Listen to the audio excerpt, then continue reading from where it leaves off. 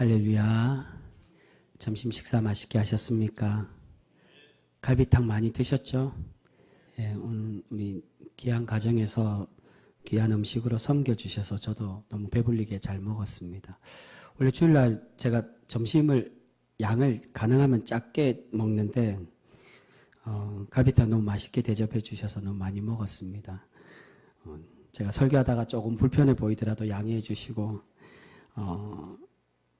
많이 배가 불러서 좀 졸릴 수도 있지만 우리가 집중해서 좀 더 하나님 말씀을 듣고 은혜로 받는 그런 시간 되실 수 있기를 바랍니다. 여러분 계속 말씀드리지만 하나님의 공동체 안에서 식탁교제는 너무나도 중요하다라고 할 수 있습니다. 우리가 함께 그렇게 기쁨으로 나누는 것처럼 주님의 이름으로 함께 모여서 함께 음식을 나누고 교제하는 모습이 바로 하나님의 천국의 예표의 모습이라고 성경 우리에게 증언해주고 있습니다. 그런데 우리가 교회 안에서 또한 신앙의 이름으로 식사를 한다고 해서 모두가 다 하나님의 천국의 교제가 되는 것이냐? 그렇지는 않다는 겁니다. 중요한 것은 그 식탁 교제 안에 무엇이 있어야 된다는 겁니까? 하나님의 마음이 있어야 되고 주님과 함께하는 신앙 고백이 있어야 됩니다. 즉, 그 식탁 교제 안에 주님의 마음, 사랑과 용서가 있어야 함을 예수님은 우리에게 그렇게 말씀해 주고 있다는 겁니다.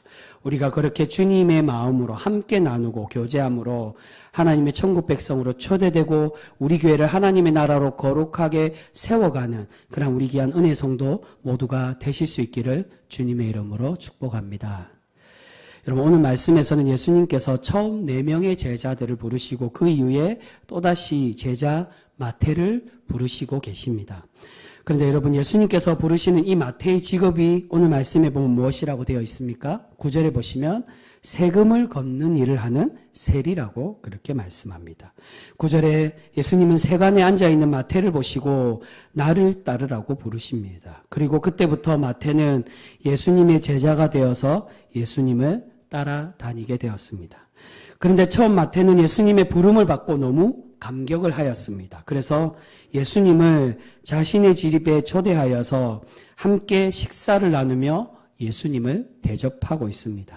그런데 예수님과 함께 식사할 때 예수님과 이 마태와 또한 누가 함께 식사했다고 말합니까? 세리들과 죄인들과 함께 식사하고 있었다라고 말씀합니다. 10절 말씀입니다. 우리 10절 말씀 다시 한번 같이 읽겠습니다. 시작.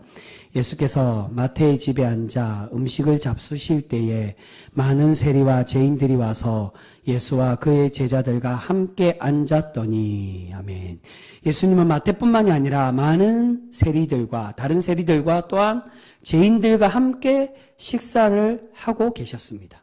그런데 이렇게 이들과 함께 식사를 하자 이것을 바라본 바리새인들이 율법에 뛰어나고 율법에 충분히 너무나도 율법을 잘 따른다라고 말하는 이 바리새인들이 이 모습을 보고 어떻게 이야기합니까? 11절에 이렇게 말씀합니다. 11절 말씀 같이 읽겠습니다. 시작. 바리새인들이 보고 그의 제자들에게 이르되 어찌하여 너희 선생은 세리와 죄인들과 함께 잡수시느냐. 아멘. 여러분 유대인들은 부정한 사람, 죄인들과 접촉하거나 또는 그 죄인들의 집에 들어가거나 그들과 함께 식사하는 것을 꺼려하고 반대했습니다. 왜 그렇습니까? 여러 번 말씀드렸지만 그들과 함께하는 것은 곧 자기들도 죄인이 되고 자기들도 부정해지기 때문이라고 생각을 해서 그들과 가까이 하지 않고 꺼려하고 그들과 멀리했습니다. 그런데 10절과 11절에 보시면 세리와 죄인들을 이렇게 같이 설명하는 건 세리는 곧 같은 죄인으로 생각하고 그렇게 인식하고 있었다는 겁니다. 여러분 당시에 세리들은 어떤 사람들이냐? 바로 매국노로 인식되었던 사람들이고 비리와 불의를 저지르던 그러한 사람들입니다. 당시의 세리들은 동족 유대인들에게 세금을 거둘 때 그냥 일반적으로 거두는 것이 아니라 세금을 과하게 거두어서 자신들의 배를 채우고 또한 다른 높은 관리들에게 뇌물을 주어서 자신의 자리를 지키고 있던 사람들이 바로 세리들이었습니다. 그렇기 때문에 그런 자신의 동족들을 어렵게 하고 매국노 행사, 나라를 팔아먹는 매국노의 그런 일들을 하는 이 세리와 죄인들을 같은 존재로 여기고 있었다는 겁니다. 근데 여러분 여기서 바리새인들이 말하는 죄인들은 과연 어떤 사람들일까요? 세리와 죄인들. 나중에 21장에 가시면 세리와 창기들로 또 이렇게 분류를 하기도 합니다. 여러분, 바리새인들이 이야기하는 예수님과 함께하는 이 죄인들은 과연 어떤 사람들일까요? 바로 가난한 사람들을 의미하는 것입니다. 중한 죄를 짓고 살인을 하고 도둑질한 그러한 사람도 있었겠지만, 그러나 보편적으로 여기서 말하는 죄인들은 바로 세리와 같이 소외되고 가난한 사람들에게 천대받는 그러한 죄인들을 의미하고 있습니다. 그래서 주석에 보시면 이들을 암하레츠라고, 땅의 사람들이라고 설명하기도 합니다. 땅의 사람들이란 바벨론 포로기 때 유대 땅에 남아서 하나님의 율법을 잘 모르고 무식하고 가난한 사람들을 암하레츠, 그 땅에 속한 그 땅에 남은 사람들이라고 그렇게 설명합니다. 그런데 왜 가난한 사람들이 죄인들로 인식되었느냐? 왜 가난한데 죄인과 무슨 상관이 있느냐? 다음에 예수님 시대의 성전에 관해서 제가 좀 더 자세히 설명드리고 말씀드리겠지만, 당시에는 조금만 잘못해도 죄인이 되는 그러한 시대였습니다. 여러분, 앞에 말씀드린 것처럼 부정한 사람과 접촉해도 죄인이 되고, 또한 절기를 지키지만 않아도 죄인이 되는 시대였습니다. 그리고 까다로운 안식일의 법, 이 우리가 알고 있는 성경에 나와 있는 그런 법, 안식일의 법이 아닌 탈무드에 나오는 39가지의 안식일에 지켜야 되는 법들이 따로 또 있습니다. 몇 킬로 이상 들면 안 되고, 몇 킬로 이상 가면 안 되고, 또한 곡식을 까부쓰거나, 그래서 나중에 예수님의 제자들이 길을 가다가 미리삭을 이 안식일에 비벼서 먹었을 때 너희들이 안식일의 법을 어겼다라고 책망하는 이유가 바로 그 법에 있기 때문에, 성경에 레위기나 모세오경에 그런 법이 나와 있지 않습니다. 유대인들 랍비들이 정한 유대 전승 탈무드에 나오는 39가지의 안식일의 법이 따로 있습니다. 그런 까다로운 안식일의 법을 어겨도 이 시대는 죄인이 되는 시스템이었습니다. 그리고 전에 한번 같이 말씀으로 나눴지만 뒤에 나오는 혈루병 걸린 여인을 낫게 하신 사건에서도 설명드린 것처럼 여인들은 한 달에 한 번씩 정기적으로 죄인이 됩니다. 왜 그렇습니까? 여인들은 월경만 해도, 피를 유출하기 때문에 월경만 해도 그 사람은 죄인이라고, 부정한 사람이라고 그렇게 칭해지는 시대였습니다. 여러분, 이러한 사람들이 다시 회복되기 위해, 다시 정결해지기 위해서는 무엇을 해야 됩니까? 바로 하나님께 정결 제사를 드려야만 했습니다.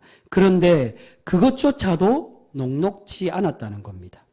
당시의 성전에 바칠 제물을 장사치들이 성전 안에서 자신들의 제물만 성전에 바칠 수 있도록 성전 독점권을 가지고 있었습니다. 그래서 성전 정화 사건에 보면 그 성전 안에 이방인의 뜰에서 이 장사하는 사람들이 이 제물을 팔았다라고 그렇게 설명합니다. 환전을 하고. 그런데 그렇게 독과점을 하면 무슨 일이 생길까요? 바로 그 가격이 올라가게 되었다는 겁니다. 여러분, 비둘기는 어떤 제물입니까? 비둘기는 하나님께서 가난한 사람들이 하나님께 바칠 수 있도록 배려해 주신 제물이 바로 비둘기였습니다. 그런데 당시에 예수님 시대 비둘기 값이 얼마나 비쌌느냐? 소값보다 더 비쌌다는 겁니다. 그 성전 안에서 독과점을 했기 때문에 가난한 사람들이 하나님께 제사 드리지 못하도록 그 많은 부자들과 그 종교 지도자들과 정치인들이, 가진 자들이 그들을 착복하고 그렇게 착취했다는 겁니다. 이것을 보고 예수님께서 성전 정화하실 때 어떻게 말씀하십니까? 너희들은 강도라고, 너희는 하나님의 집을 강도의 소굴로 만들었다라고 그렇게 책망을 하고 계시는 것입니다. 여러분, 바로 예수님과 함께하는 죄인은 바로 이러한 죄인입니다. 가난하여서 율법도 제대로 모르고 배우지도 못하고 돈이 없어서 하나님께 제사를 드리지 못해서 죄인이 된 그러한 사람들, 바로 그러한 죄인들을 의미합니다. 오늘 예수님은 바로 지금 그러한 죄인들과 함께 식사를 하고 계십니다. 이러한 일로 인해 예수님이 나중에 어떤 별명이 생깁니까? 바로 예수님을 죄인의 친구라고 부르고 있게 되는 것입니다.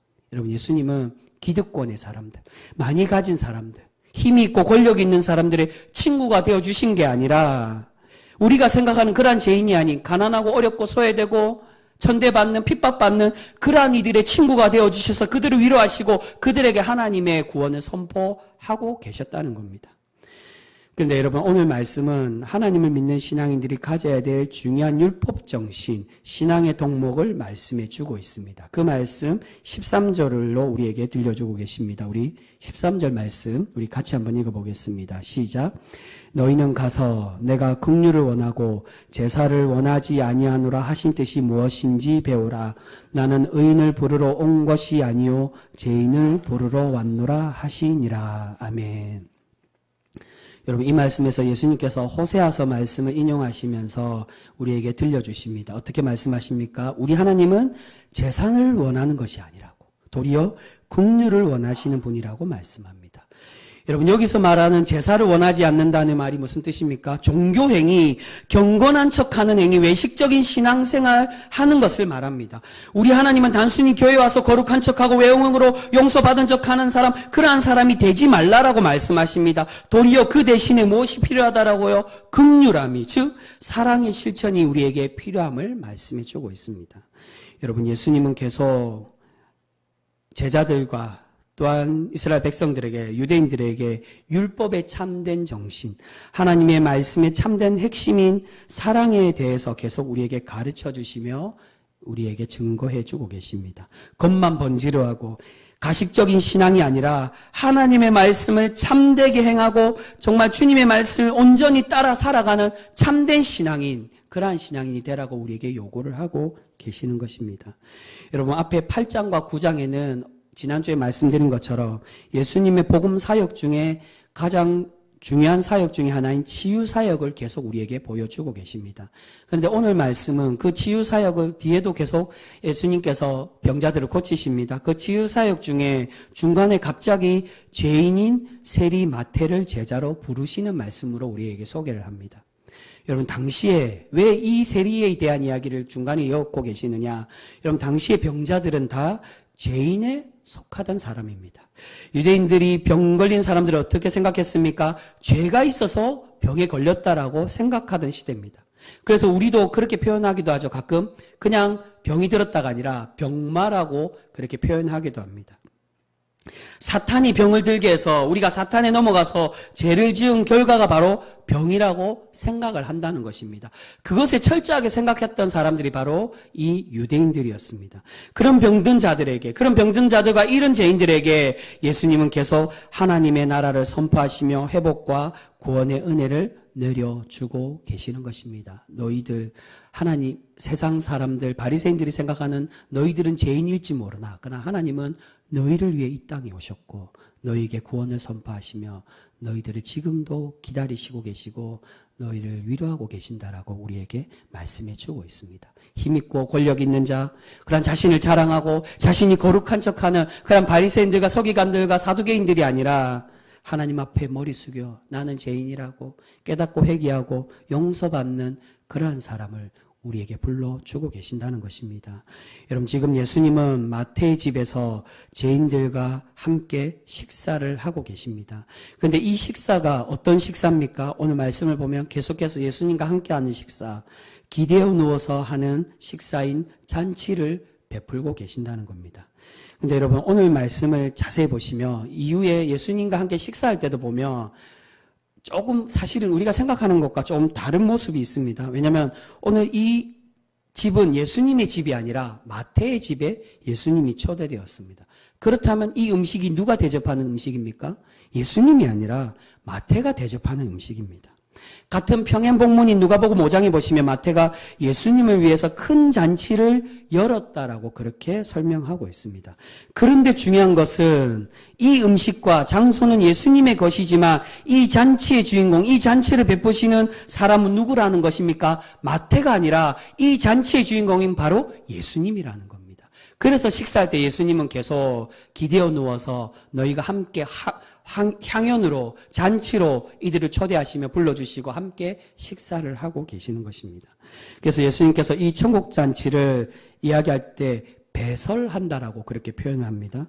잔치로 인해 구원인 예수님으로부터 그 구원이 예수님으로부터 흘러나오고 전해지고 있음을 우리에게 말씀해 주고 있습니다. 여러분 이 말은 더 나아가서 바로 우리의 모든 삶과 우리의 모든 것의 주인은 우리가 아니라 바로 예수 그리스도임을 우리가 깨닫고 인정하며 오직 그 참된 주인이신 주님을 바라보며 살아가기를 우리에게 바라고 계신다는 겁니다.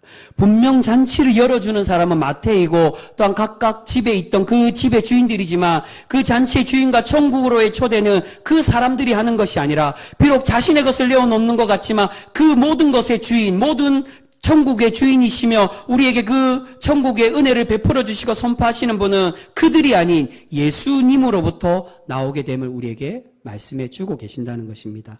여러분, 그렇기에 우리는 죄인일 수밖에 없고 하나님 앞에서 아무런 자격 없는 우리를 불러주시고 우리 모든 것의 주인 되어주신 예수님을 온전히 인정하고 고백하는 그러한 신앙인이 되어져야 될 줄 믿습니다. 여러분, 오늘 예수님은 13절 끝에 우리에게 이렇게 말씀합니다. 나는 의인을 부르러 온 것이 아니요 죄인을 부르러 왔노라고 말씀하고 있습니다. 여러분, 이 말씀 우리가 자칫 오해하면 앞에 바리새인이 어떻게 얘기합니까?